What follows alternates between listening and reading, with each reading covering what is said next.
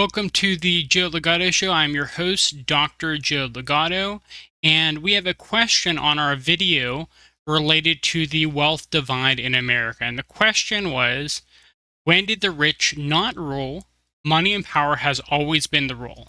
And I would like to dissuade people of that notion. I know it's something that we think is fundamental to how societies are structured because it's been what's happened in our lives and recent generations in general.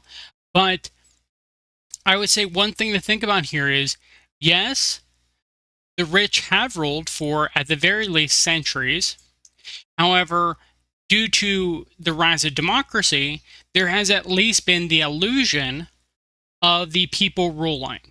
They believe that they have a voice in the matter. And this has led to some problems, some changes throughout society because of people thinking that democracy will allow them to have a say in their own governance. And so the video we had showing that that was an illusion and that people's preferences don't matter for policy change, that's to help lift the veil from people's eyes about what's going on in society and who actually rules. So yes, the rich have ruled for centuries, and I'm going to get to some examples where that's not necessarily been the case or sort of been the case. But the illusion that people have a say has allowed democracies to topple other forms of governance. And the reason that's been so effective is because in a lot of societies throughout history, the merchant class, the people who barter, trade goods and services, they've actually been very low in terms of their social status. And the merchant class, wanting to have no competitors for power, managed to foment democracy, particularly in Western civilization, so that the people thought that if they toppled governments like their monarchies, their nobility, that they would have more of a say in how things are run within their nation state. And what I'm trying to do with my video on the wealth divide in America is showing that the toppling of former types of governments has not actually led to the rich not ruling. It's just changed who the ruling class is to a large extent. And there are some positives and some negatives to that. So the thing here is, it's about making you aware that voting doesn't really matter. You don't actually have an influence over the outcome. The people in charge are wealthy elites who decide on candidates, and they decide on who you can vote for, and they decide if policies are actually going to be changed. Now, this question has a second part saying money and power has always been the rule. Well, not really. Royalty and nobility, which for a long time formed the governmental structure of a lot of European countries, a lot of Western countries, have typically looked down upon the merchant class, which has been kind of the business people. They sell their goods and services, they barter, they give out loans, things like that. It was heavily looked down upon. And so while the royalty and nobility accumulated wealth over time, they were not directly trying to influence people to buy certain goods and services. And that toppling of the old regime allowed the merchant class, which held the purse strings within a society, to become really the highest class in terms of social status within the West. We don't really think about social status as in class as often. I mean, we think of social status, but not class. Various classes as often, but the people fostering consumerism, the capitalistic class, the merchants, they won the day. They won leadership of Western civilization. But that's not always how it's been.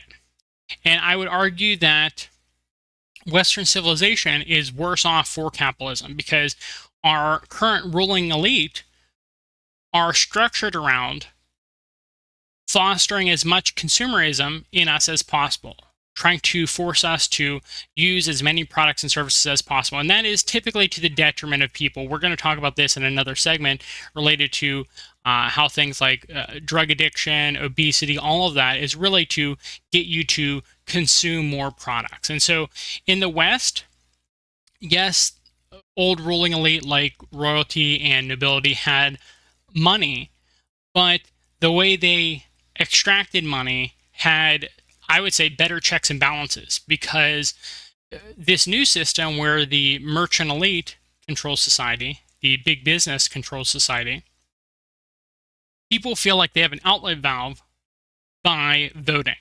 But I'm telling you, based off of that study we talked about in an earlier segment, that voting really is just an illusion. It does not actually lead to change policy adoptions. It doesn't matter how many of the typical people actually believe in something, it's not really going to be adopted. And so that illusion, it's good to dissuade you of. And it's also good to remember that money and power used to be very distinct. But what they want you to do through propaganda is get you to believe that money and power have always been together, that they've always been the same, because they want you to believe that it can't be changed, that it is how it has always been. Now, another example here is money and power used to be, and to a large extent still are, separate in Eastern civilizations such as China. Just like in Europe, it used to be the case that Eastern civilizations had a separation between the ruling elite, the emperors, and the merchant class. The merchant class, just like in European society, was one of the lowest social classes within society. And a lot of China and East Asian countries have kept at least some of that same mentality. They haven't had the complete overthrow. While they did get rid of their emperors to a very large extent, they haven't had the complete overthrow of the mentality that the business people have to be kept in check. And so there is at least some checks and balances between people with political power and people with economic power, I guess you could say, where particularly in communistic China, they watch very, very warily to make sure that the business elite aren't trying to take over their society. And so one kind of rule of thumb to think about is an organization is it's a cohesive group of people working together for a common goal. There's a few other components to it, but that's the main thing to think about here. And in a society, especially in modern days, you have really two cohesive types of groups, two organizations that typically dominate society. And in the West, it is typically big business that dominates big government.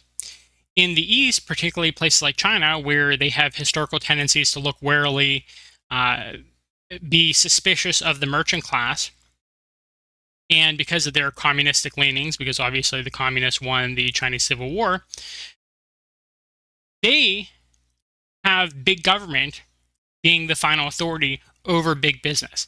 And that's going to be, I think, one of the major dichotomies between the East and West, between the multipolar world order and the rules-based order, supposed rules-based order of the West, is going to be who's in charge. What type of organization? Is it big business, particularly the merchant class who wants to get you to consume as much as possible, as many goods and services as possible? And in that case, as we see domestically in America and abroad, human suffering is extremely profitable because they continually can give you products and services to lessen the suffering, but they don't ever want you to be cured of it, such as obesity or drug addiction, because that means that they can't sell you more products. They can't get you to consume more things. And so that's the model in the West. Big business, the merchant class, controls big government.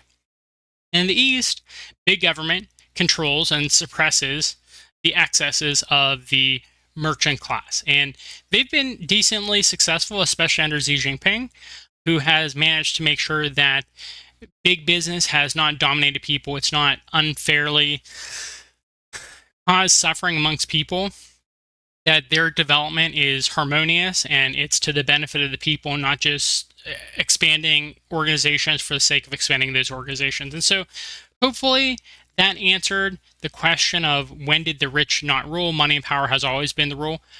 I'd argue not necessarily.